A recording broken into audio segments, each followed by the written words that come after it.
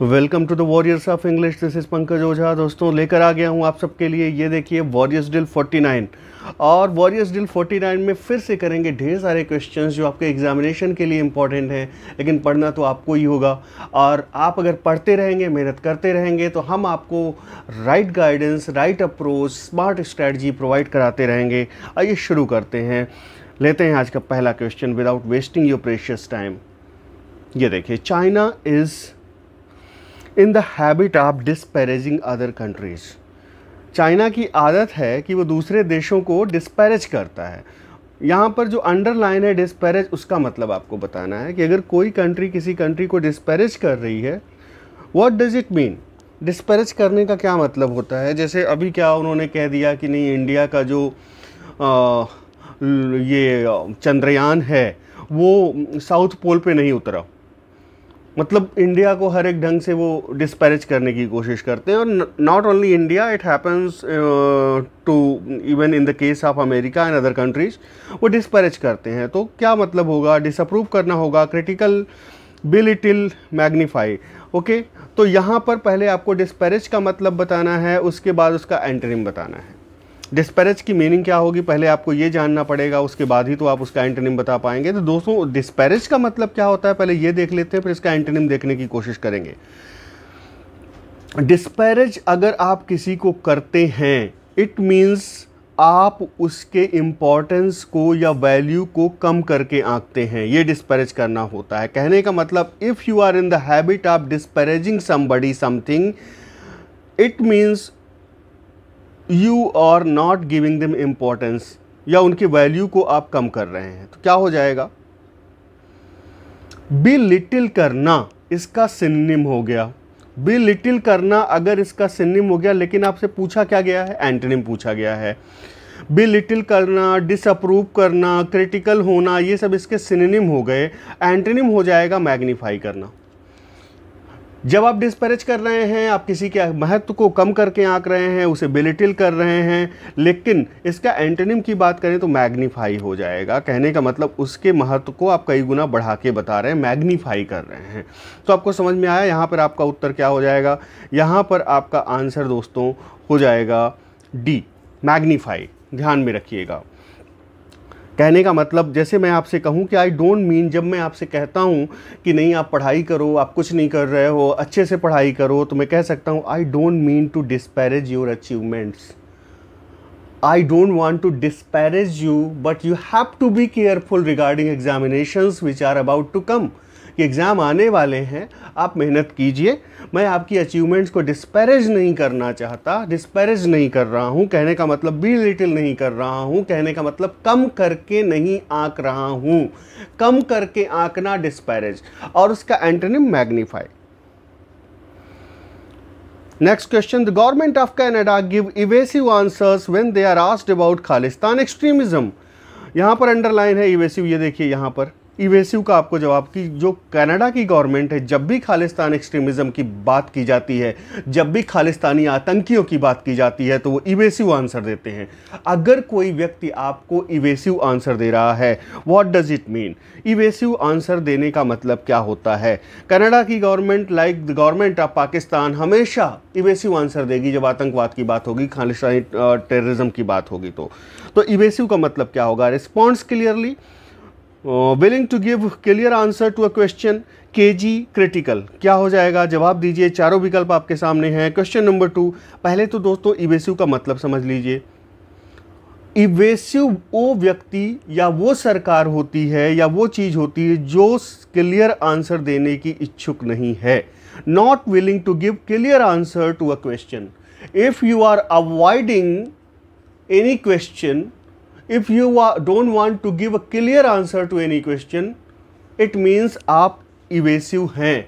अगर मैं आपसे कहूँ कि आज आपने कितने घंटे पढ़ाई की, तो आप सीधे सीधे इसका जवाब ना देके दूसरी बात कहें कि अरे यार ये बताइए कि मार्केट कब चलना है, मतलब आपने इवेड कर दिया उस क्वेश्चन को। आपने उस क्वेश्चन को का कोई क्लियर आंसर नहीं दिया। उस क्वेश्चन मैंने पूछा कि आपने कितने घंटे पढ़ाई की, उसके जवाब में आपने क्या कहा कि मार्केट कब चलना है। तो कहने का मतलब ये होता है क्वेश्चन को इवेड करना या इवेसिव आंसर देना। या सीधे ये कह देना कि नहीं मैंने पढ़ाई की है, बस दैट्स ऑल। तो इवेसिव आंसर का मतलब यहाँ पर क्या हो जाएगा, आंसर में देखिए यहाँ पर सी ऑप्शन है जो कि इसका सिनोनिमस होगा। इवेसिव का भी मतलब होता है कि जो क्लियर आंसर देने का इच्छुक ना हो। केजी का भी वही मतलब होता है। और यूज कैसे करेंगे, इवेसिव आपका आंसर हो सकता है, इवेसिव कमेंट हो सकता है, इवेसिव रिप्लाई हो सकता है। जैसे मैं कहूं कि Sita was evasive about why she had not been at home that night. Sita से जब पूछा गया कि उस रात्रि को तुम अपने घर पे क्यों नहीं थी, तो शी वाज इवेसिव, उसको कोई राइट आंसर नहीं देना चाह रही थी। सो आई होप ये क्लियर हो चुका होगा। Let's move on to next question. Vocab है, ध्यान दीजिए, बार बार आपको रिवाइज करना पड़ेगा, only then it will be prepared. और ये जो सीरीज है warriors drill, this is equally important for TGT, PGT, LT grade, EMRS, ये सारे एग्जामिनेशन के लिए ज़रूरी है। Apart from this let me tell you दोस्तों, एग्जामिनेशन आपके जल्द आएंगे होंगे, खासकर लोक सेवा आयोग का नोटिफिकेशन एलटी ग्रेड का जल्द आने वाला है, टीजीटी की भी एग्ज़ाम जल्द होंगे। तो आप अपनी तैयारी करते रहिए और इस वीडियो को ज़रूर शेयर कीजिएगा। If you really want to feel any amount of gratefulness towards me, तो इस वीडियो को शेयर जरूर कीजिए अपने दोस्तों में, सो दैट थोड़ा चैनल का भी प्रचार प्रसार हो सके। एनीवे, आते हैं नेक्स्ट क्वेश्चन पर। He never allowed his work to impinge on his private life. उसने कभी अपने काम को अलाउ नहीं किया कि उसकी प्राइवेट लाइफ में impinge करे। What do you mean by impinge? He never allowed his work to impinge on his private life. Have an effect, have no effect, destroy, dedicate, respond immediately. Question number 3. अगर impinge करने के मतलब को पहले देख लेते हैं। अगर कोई चीज आपकी लाइफ पर, आपके कार्य पर इंपिंज करती है, तो कहने का मतलब उसका आपकी लाइफ पर और आपके कार्यों पर इफेक्ट पड़ता है, प्रभाव पड़ता है। तो इंपिंज कर रही है कोई चीज, तो इसका मतलब उसका प्रभाव पड़ेगा। तो आप सेंटेंस को देखिए, he never allowed his work to impinge on his private life, मतलब उसने कभी अपने काम को, ऑफिस के काम को नहीं आज्ञा दी कि उसकी प्राइवेट लाइफ को प्रभावित करे। तो इंपिंज मतलब होता है प्रभावित करना या एनक्रोच करना। एक और वर्ड है, क्या होता है, एनक्रोच। Encroach, okay. इंपिंज करना मीन्स एनक्रोच करना, तो ये भी ध्यान में रखिएगा, ये भी सिनोनिमस वर्ड है। इंपिंज इज एनक्रोच। तो यहां पर क्या हो जाएगा, हैव एन इफेक्ट आपका आंसर हो जाएगा। क्वेश्चन नंबर 3 की अगर बात करें तो क्या हो जाएगा, हैव एन इफेक्ट। ये ध्यान में रखिएगा, एनक्रोच इसका सिनोनिम हो गया इंपिंज का। It turn out that entire system was rife with corruption. Entire system was rife with corruption. What is you mean bye rife? Rife with corruption, अगर कोई सिस्टम है वो राइफ विथ करप्शन है, तो राइफ का क्या मतलब होगा आपको बताना है। बताएं। Full of something, without, oblivious, aware, क्या हो जाएगा, जवाब दीजिए।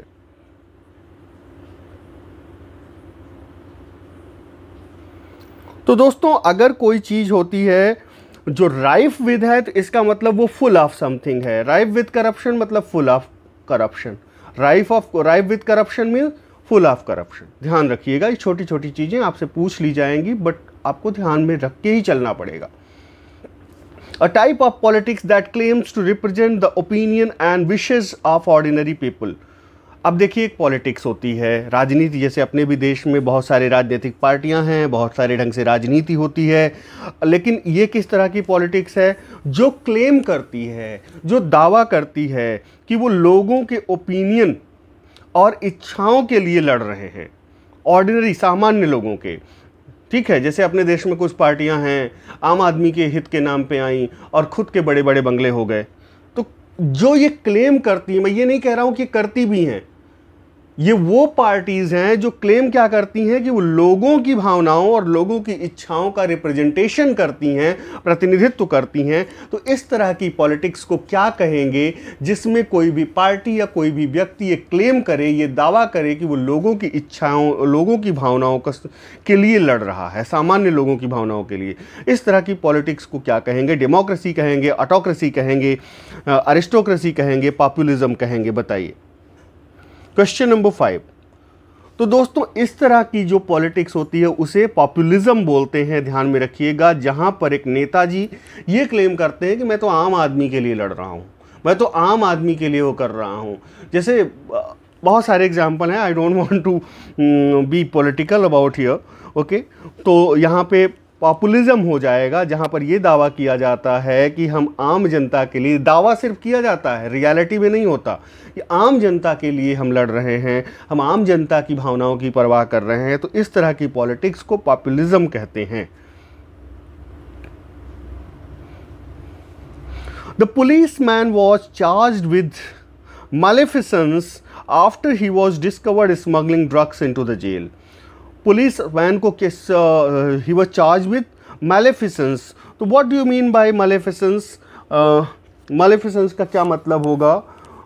After he was discovered smuggling drugs into the jail, उसे बाद में पता चला कि वो पुलिसमैन क्या कर रहा था, स्मगल कर रहा था दवा, जो ड्रग्स हैं, जो नशीली दवाएं हैं, उनको जेल में। तो उसको किससे चार्ज किया गया, उस पर क्या आरोप लगाया गया? मालेफिसेंस का। तो what do you mean by maleficence? Maleficence का मतलब बताइए। Corruption, morality, propriety, beneficent. तो यहाँ पर मालेफिसेंस का सबसे नज़दीकी वर्ड दोस्तों हो गया करप्शन, ध्यान में रखिएगा, इंपॉर्टेंट वर्ड है और आपके एग्जाम में पूछा जा सकता है। The act of committing harm और एविल, ऐसा कार्य जिससे आप नुकसान किसी को पहुँचे या किसी को परेशानी हो। द हार्मफुल और एविल एक्ट जो होता है वो मालेफिसेंस होता है, ध्यान में रखिएगा। यहाँ पर नज़दीकी सबसे वर्ड हो जाएगा करप्शन।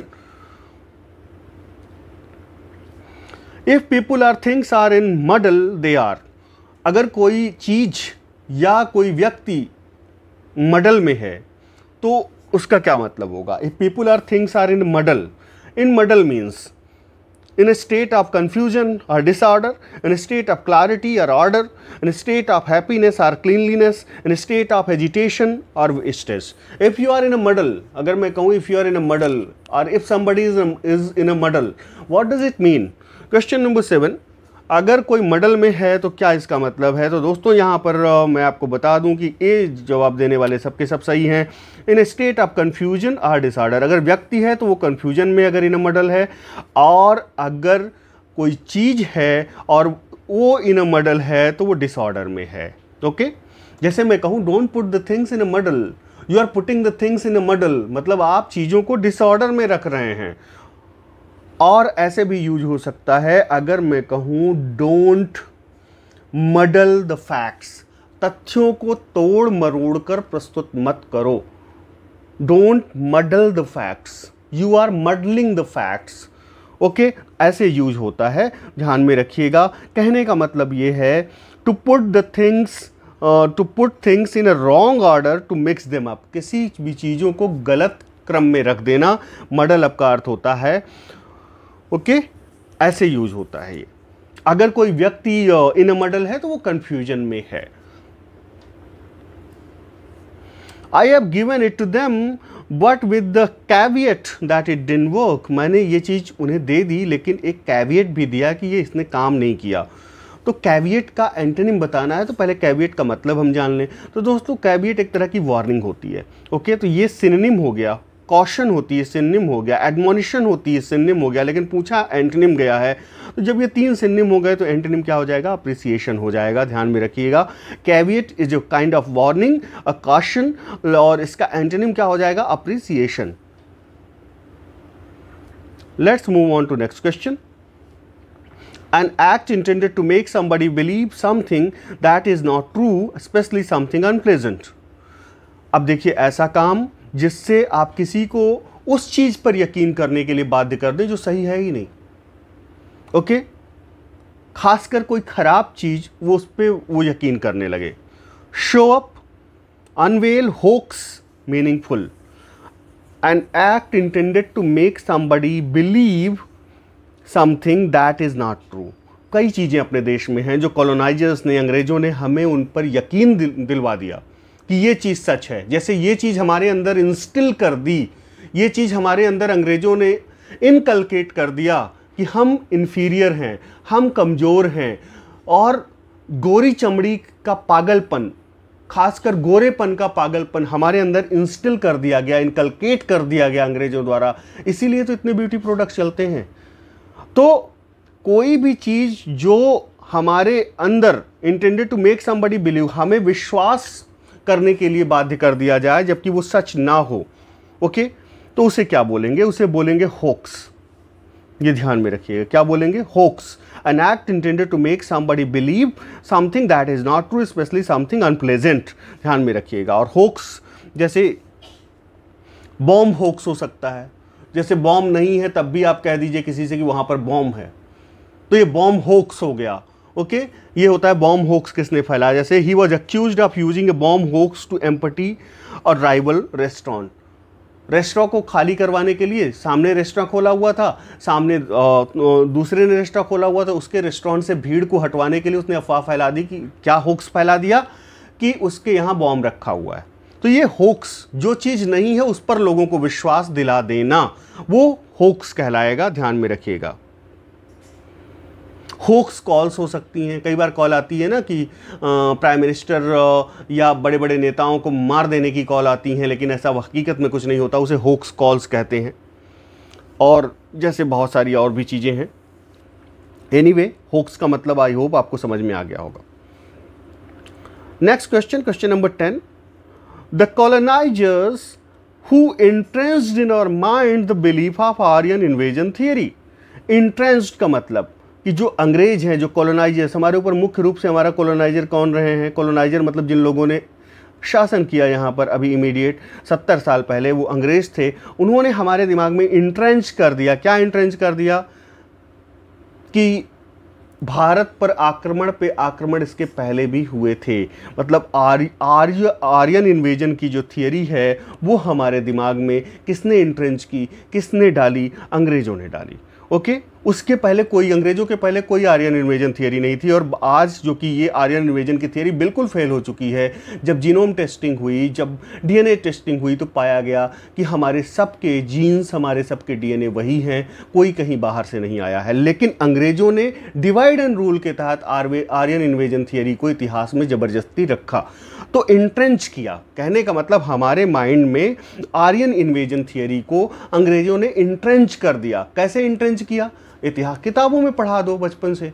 जब किताबों में कोई चीज़ आप हमें पढ़ा दोगे तो हमारे दिमाग में भर जाएगा। तो इंट्रेंच करने का मतलब क्या होगा? Eliminated, dislodged, ejected, instilled. तो क्वेश्चन नंबर 10 की अगर बात करें दोस्तों, तो क्वेश्चन नंबर 10 में क्या हो जाएगा? जवाब दीजिए। क्वेश्चन नंबर 10 की अगर बात करें तो यहाँ पर जिन दोस्तों के जवाब आ रहे हैं डी, वो बिल्कुल सही हो जाएंगे। इंस्टिल्ड, क्या हो जाएगा? Instilled.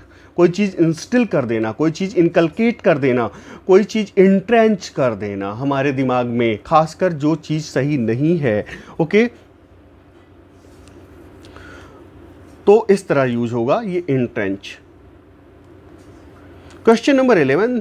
Dash the quality when man is capable of being in uncertainties, mysteries, doubts without any irritable reaching after fact and reason is.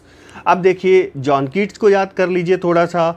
ये उस क्वालिटी की बात कर रहे हैं जब एक मनुष्य कैपेबल होता है अनिश्चितताओं को झेलने के लिए, रहस्यों को झेलने के लिए, संशयों को झेलने के लिए, बिना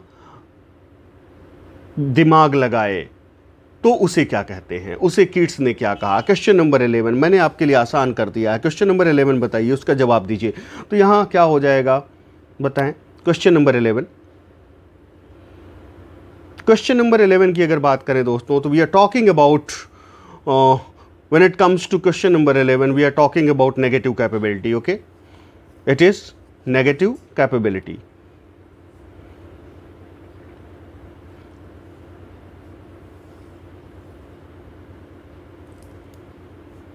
The earliest play written by Shakespeare, according to Oxford, by Shakespeare in 1988 is। अब देखिए अर्लीस्ट प्ले कौन सा है ऑक्सफोर्ड के हिसाब से, जो कि 1988 में लिखा गया। कौन सा है शेक्सपियर का प्ले जो कि अर्लीस्ट माना जाता है? आपको बताना है। क्वेश्चन नंबर 12 का जवाब देना है। क्वेश्चन नंबर 12 की अगर बात करें दोस्तों, तो क्वेश्चन नंबर 12 में Titus Andronicus is the right answer. Titus Andronicus right answer है। The earliest play written by Shakespeare according to Oxford in 1988। तो यहाँ पर क्वेश्चन नंबर 12 की अगर हम बात करते हैं, तो क्वेश्चन नंबर 12 में क्या हो जाएगा? यहाँ पर Titus Andronicus is the right answer. Let's move on to next question. Ophelia, Julia, Viola, Imogen are the characters created by easy one. Question number 13 की बात करें तो शेक्सपियर के द्वारा क्रिएट किए गए हैं ये characters. The theater of cruelty is associated with.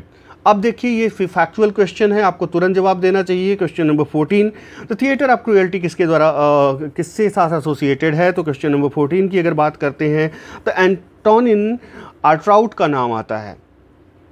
Antonin Artaud is the right answer, ध्यान में रखिए. What in me is dark illumine. What is low rage and support? In which book of Paradise Lost do these lives appear? बिल्कुल एक एक line की व्याख्या की है मैंने एलटी ग्रेड के सिलेबस में. पैराडाइज लॉस्ट का जो भी है सिलेबस में आपको बताना है किस बुक की बात हम कर रहे हैं. क्वेश्चन नंबर 15 में सी जवाब देने वाले सबके सब सही हैं.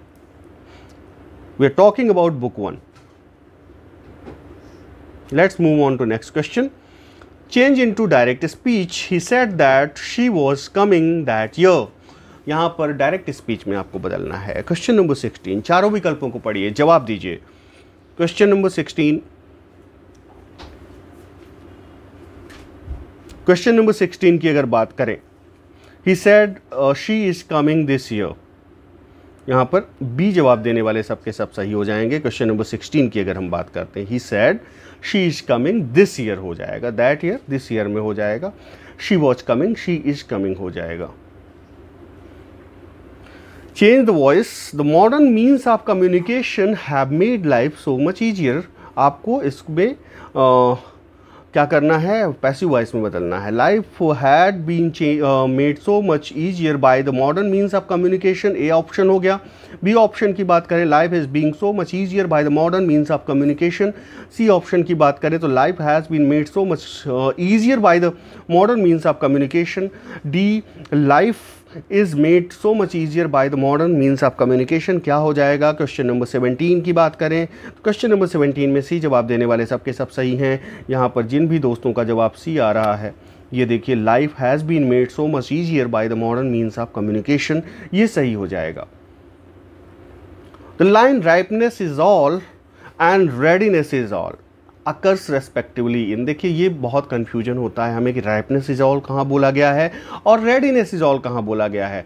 दोस्तों इसके पहले एक चीज़ और मैं आपको बता दूं, अगर जितने लोग ये वीडियो देख रहे हैं सभी लोग 2-2, 3-3 लोगों को भी शेयर कर दें तो इससे आपका कोई नुकसान नहीं होगा, लेकिन चैनल को बूस्ट मिल जाएगा. तो आपसे ये रिक्वेस्ट है कि हमारा कोई मोड ऑफ एडवर्टीजमेंट नहीं है.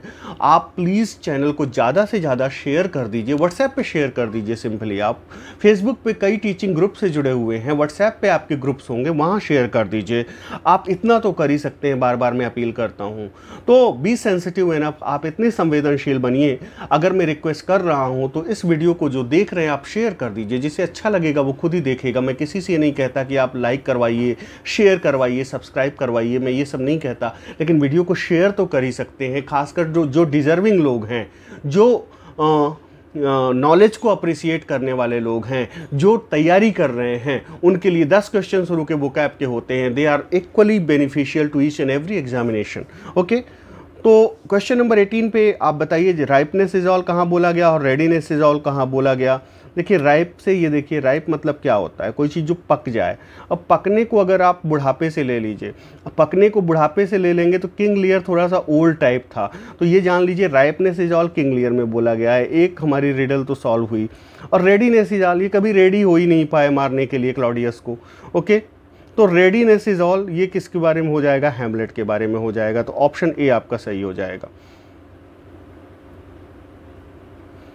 नेक्स्ट क्वेश्चन पर आते हैं. A number of writings related to those in the scriptures but not admitted into the authoritative canon are called. Question number 19, respond immediately. Question number 19 की बात करें अगर दोस्तों, तो क्वेश्चन नंबर 19 में जिन दोस्तों के जवाब, क्वेश्चन नंबर 19 की मैं बात कर रहा हूँ, यहाँ पर एपोक्राइफा आ रहा है, वो बिल्कुल सही है. एपोक्राइफा क्वेश्चन नंबर 19. क्वेश्चन नंबर 19 में डी जवाब देने वाले सबके सब सही हैं. नंबर ऑफ राइटिंग है related to those in scriptures but not admitted into the authoritative cannon.